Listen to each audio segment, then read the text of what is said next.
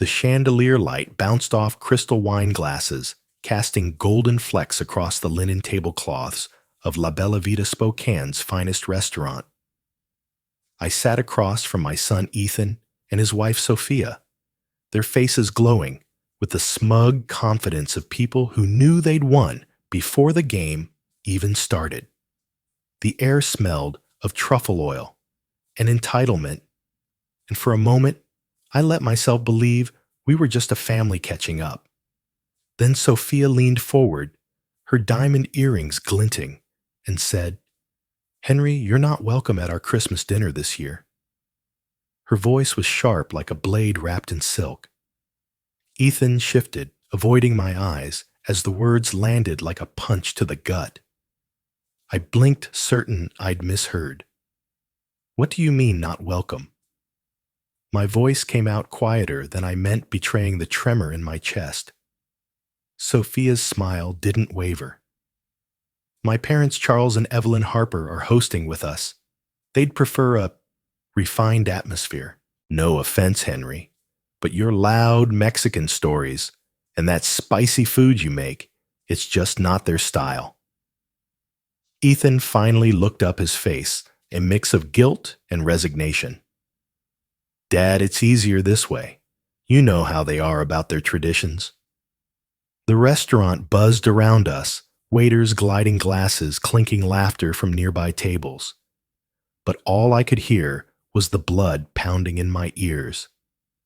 I'd spent 7 years pouring my savings into their lives, $3,200 a month for their mortgage, $50,000 for the down payment on their Kendall Yards mansion, another $20,000 for Sophia's essential kitchen upgrades. And now, in front of a table of their socialite friends, they were dismissing me like I was hired help. "Easier," I repeated, my voice steadying. "Easier for who?" Ethan Sophia's friend, a woman in a cashmere sweater, giggled behind her wine glass. "Oh, Henry, don't take it personally. It's just class, not race."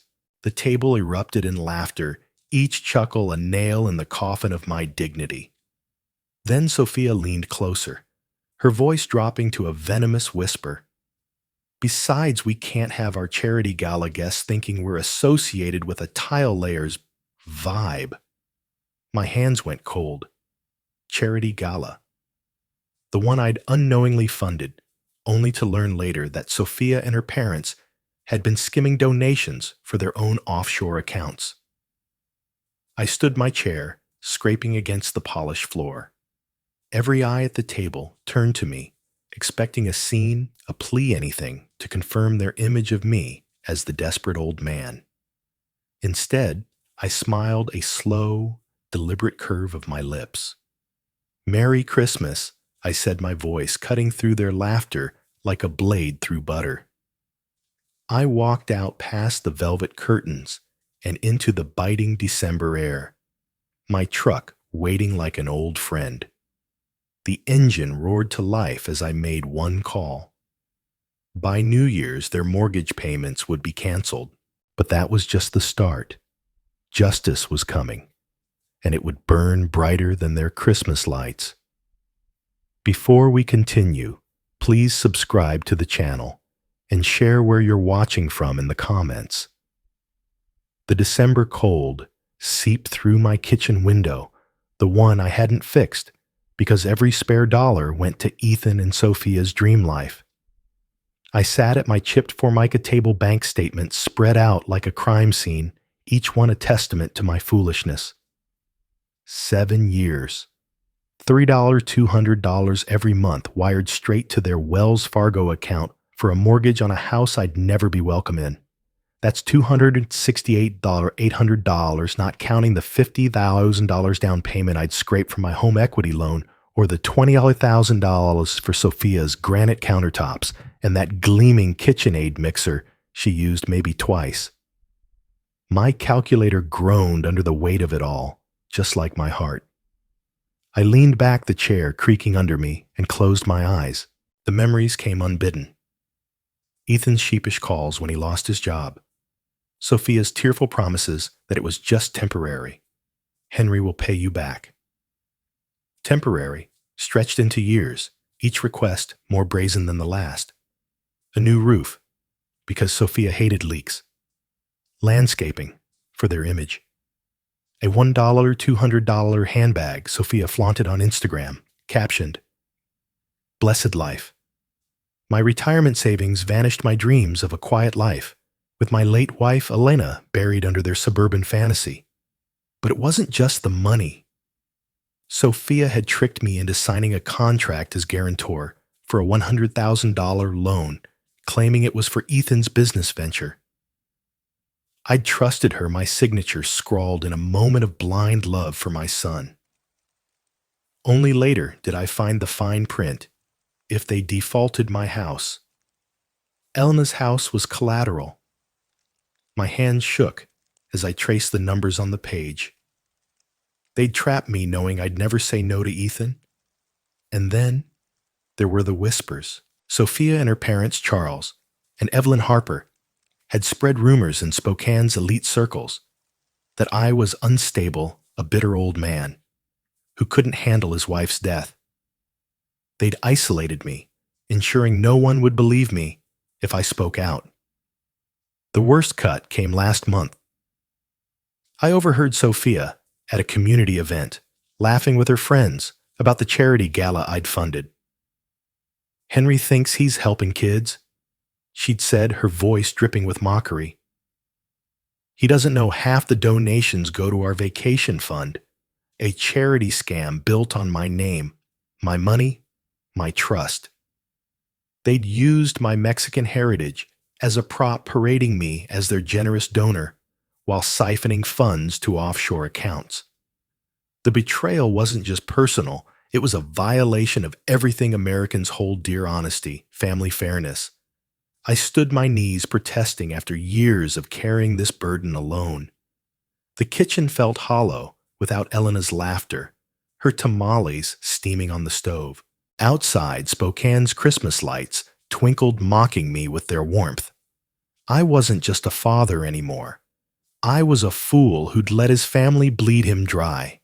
But fools can learn. I picked up my phone and dialed my sister Rosa, a journalist with a nose for truth. "Rosa," I said, my voice steady. "For the first time in years, I need your help. They're going to pay for this." The line crackled with her reply, "Henry, let's bury them." The Spokane Country Club glowed under the December stars, its manicured lawns and polished mahogany doors, a world away from my cracked driveway. Inside, Charles Harper sipped a $200 glass of bourbon, his laughter echoing across the golf course, where he and his old friend James Whitaker plotted their next move. I wasn't supposed to know about this meeting, but Rosa had her Waze contacts in the service staff who overheard things. Things like Charles saying, "That old Mexican tile layer's done his part. Time to cut him loose." James, a slick bank lawyer with a smile like a shark, nodded. "We'll pin the charity scam on him. A few calls, a forged document or two, and Henry Morales is finished." I sat in my truck, parked across from the club, the heater humming against the winter chill. Rosa's email had just come through a bombshell she'd dug up from a whistleblower at Charles's bank. James Whitaker, the mastermind behind Sophia's fake charity, had siphoned a chunk of my mortgage payments, $30,000 over 2 years, into an offshore account labeled Harper Family Trust. It wasn't just theft. It was a calculated betrayal, using my name to launder their greed. Worse, James had a new plan: frame me for fraud. They'd plant evidence that I'd mishandled the charity funds, threatening to ruin my construction business and seize my home. In America, where trust in institutions and personal integrity are sacred, this was a gut punch to everything I'd built. Charles leaned closer to James, their voices low but clear in Rosa's grainy recording. "Henry's too soft to fight back," Charles said, swirling his drink. "We'll replace him with a real partner, someone who fits our circle." James chuckled, his voice cold as the December frost. A nobody like him doesn't belong in Spokane's elite. By the time we're done, he'll be lucky to keep his truck. My hands tightened on the steering wheel knuckles white. They weren't just stealing my money. They were erasing my dignity, my heritage, my life's work. The club's lights twinkled a cruel mockery of the Christmas spirit.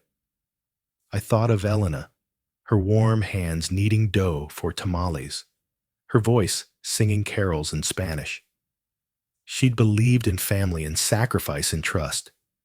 And these people, Charles, Evelyn, Sophia, James, had turned that trust into a weapon. My phone buzzed. Rosa's name flashing. "Henry, we've got them," she said. "Bank records, emails, the works. They're sloppy and they're scared. What's your move?"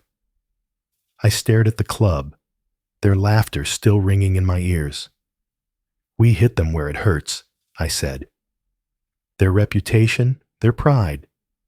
Christmas is coming, Rosa. Let's make it unforgettable."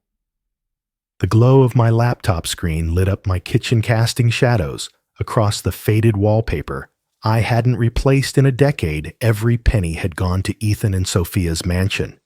It was 2 a.m., and Rosa sat across from me, her journalist's notebook filled with scribbled evidence bank records tracing $30,000 of my mortgage payments to an offshore account, emails between James Whitaker and Charles Harper plotting to frame me for their charity scam, and a grainy recording of Sophia laughing about using my name to secure a $100,000 loan that could cost me my home.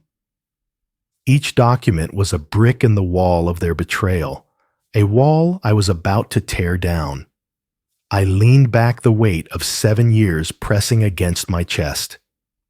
$268,800 in mortgage payments, $50,000 for their down payment, $20,000 for Sophia's kitchen toys, all money I'd scraped from my construction business, from Elena's life insurance, from my dreams of a quiet retirement. And that loan, Sophia had forged my signature on the guarantor form tying my house to their debt. If they defaulted, I'd lose everything. In America, where trust and fairness are supposed to mean something, they'd turned me into a pawn in their game of greed. Rosa slid a USB drive across the table. "This is it, Henry," she said, her voice sharp with purpose. "Screenshots of their offshore transfers, the fake charity's ledger, and Charles admitting they're using you as a fall guy. We've got them dead to rights." I nodded, my mind racing. Step 1, I'd called the bank yesterday and canceled the $300 to $200 monthly transfer effective immediately. Step 2, I'd refused to pick up Charles and Evelyn from Spokane International Airport, leaving them stranded with their designer luggage. But those were appetizers. The main course was coming Christmas Eve, when Sophia and Ethan would host their elite friends for a lavish dinner in the house my money built. I opened my desk drawer, pulling out my old Nikon camera, the one I'd used to document job sites. Now, it would capture something else, justice. Rosa and I spent hours compiling evidence packets, bank statements, forged loan documents, screenshots of Sophia's Instagram, flaunting vacations I'd funded, caption, "Living our best life."